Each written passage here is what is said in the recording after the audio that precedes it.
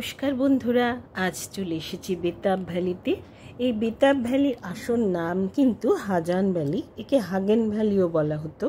বেতাব সিনেমায় শুটিং হওয়ার পরে, বেতাব সিনেমা যখন খুব হিট হয় তারপর থেকে জায়গাটার নাম বেতাব ভ্যালি হয়েছে। বেতাব ভ্যালি হচ্ছে পীরপাঞ্জাল আর জাসকার দুটো পর্বত শিখরের মাঝখানে।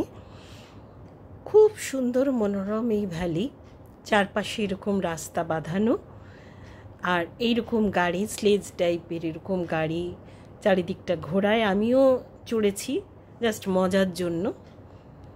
আর একটা দিন, একটা বিকেল এখানে কাটানোর জন্য কিন্তু খুব সুন্দর। হালকা হালকা বৃষ্টি পড়ছিল, যার জন্য আমরা খুব বেশিক্ষণ বাইরে থাকতে পারিনি। অদ্ভুত সুন্দর এই ভ্যালি। এই ভ্যালি পেহেলগাঁও আর চন্দনবাড়ির মাঝখানে, পেহেলগাঁও থেকে 15 কিলোমিটার মতন। ভিতরে খাবার ছোট জায়গাও আছে, সুন্দর বিভিন্ন রকম এন্টারটেনমেন্টের জায়গা রয়েছে। চারিদিকে পাহাড় ঘেরা,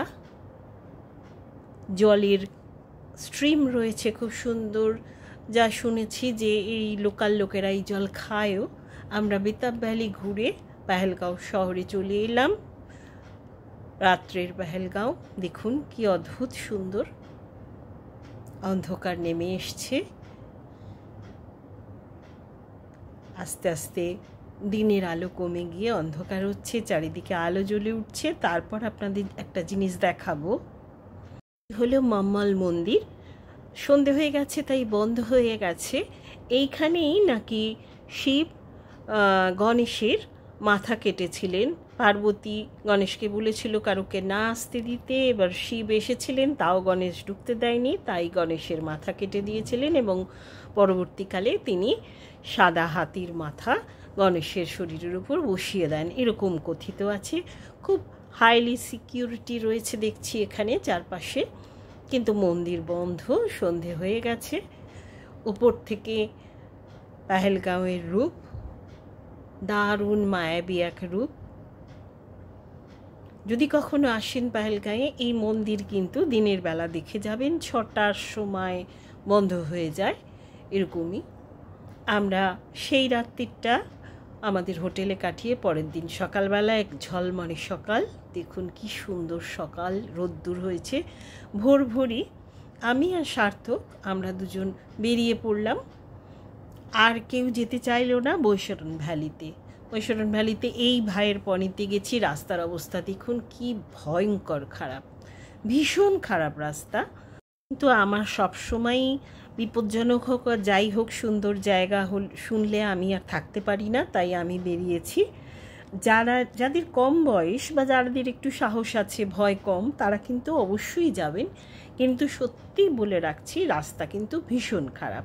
বিশেষ করে জল, বৃষ্টি হলে বা বরফ পড়লে তারপর কাদা ভর্তি হয়ে সে রাস্তা বলে কিছু থাকে না। আমার ঘোড়াও একবার দুবার পিছলেছে, কিন্তু ফাইনালি পুরোপুরি পড়েনি আর কি, আমাকে ফেলে দেয়নি।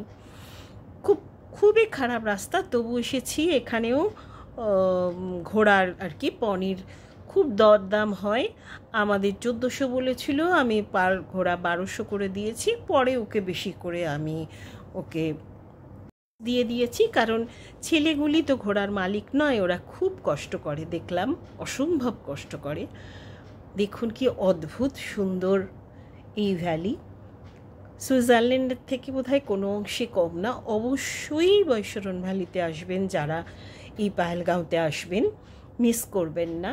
আমার ভীষণ দুঃখ, আপনাদের তো আগের ভিডিওতেই বলেছি, আমার নিজের ডিভাইস খারাপ হওয়ার জন্য আমি এখানে ভিডিও আপনাদের দেখাতে পারছি না।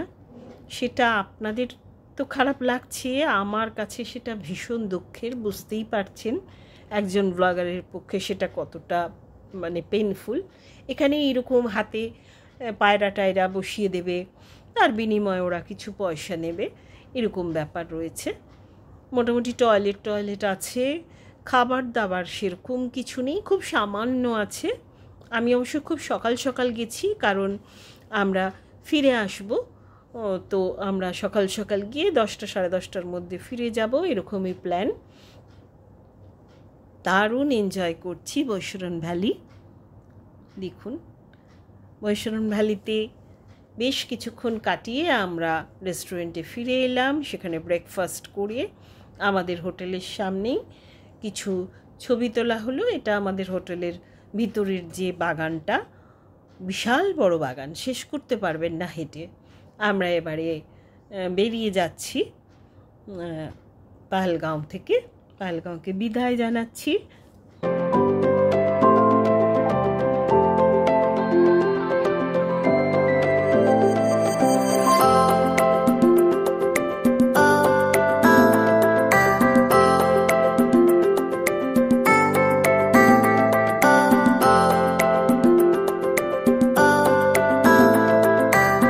এবার আমরা যাব অবন্তিপুর। অবন্তিপুর পুলওয়ামা ডিস্ট্রিক্টে ঝিলাম নদীর ধারে অবস্থিত। এখানে পৌঁছেই আমরা লাঞ্চ করে নিলাম, তারপর অবন্তিপুর মন্দিরে ঢুকলাম। তীর রাজা অবন্তীর বর্মন স্থাপন করেছিলেন 1855 থেকে 1883 পর্যন্ত উনি রাজত্ব করেছিলেন। এখানে বিষ্ণু মন্দির আছে আর শিব মন্দির উনি স্থাপন করেছিলেন। যদিও এই মন্দির কিন্তু ধ্বংসপ্রাপ্ত হয় সিকান্দারের হাতে 14th সেঞ্চুরিতে। পিকালি দয়ারাম সাইনি আর্কিওলজিস্ট, তিনি এটাকে সামনে আসেন এবং অনেক জিনিস যা আবিষ্কৃত হয়, মুদ্রা ইত্যাদি, সেগুলো শ্রীনগরের মিউজিয়ামে আছে। লাগলো একটা জিনিস, যে এই গাইড ভদ্রলোক কিন্তু কিভাবে ধ্বংস হয়েছিলেন তা কিন্তু আমাদের সম্পূর্ণ ভুল বোঝালেন। যা হোক বন্ধুরা, আমার এই ভিডিওটা ভালো লাগলে একটা লাইক দেবেন, বন্ধুদের সঙ্গে শেয়ার করবেন আর সাবস্ক্রাইব করে আমাকে একটু উৎসাহ দেবেন। তবে আসি বন্ধুরা, আবার দেখা হবে নতুন ভিডিও নিয়ে।